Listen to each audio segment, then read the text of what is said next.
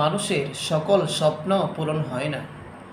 কিছু স্বপ্ন মাটির সাথে মিশে যায়, কিছু স্বপ্ন গাড়ির চাপায় পড়ে যায়, আর কিছু স্বপ্ন সাগরে তলিয়ে যায়। কিছু স্বপ্ন রোড অ্যাক্সিডেন্টে রাস্তার সাথে ধূলিসাৎ হয়ে যায়, আর কিছু স্বপ্ন বিমান দুর্ঘটনায় ভস্ম হয়ে যায়। সকল স্বপ্ন বাস্তবায়ন হয় না। এই জন্য আমাদের স্বপ্নটা যদি হয় জান্নাতে যাওয়ার স্বপ্ন, তাহলে আমরা যেখানেই থাকি, যাই কিছু করি, সেই স্বপ্নে বাড়িতে আমরা পৌঁছতে পারবো শুধু কয়েকটি কাজ করলে।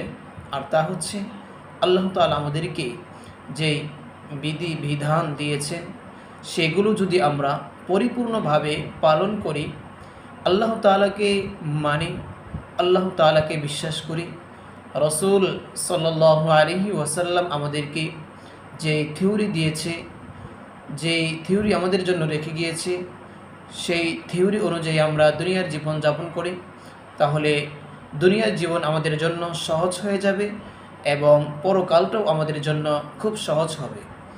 এই জন্য আল্লাহ তাআলার কাছে প্রার্থনা করি, আল্লাহ তাআলা আমাদের দুনিয়া ও পরকালকে সহজ করে দিন। আমিন।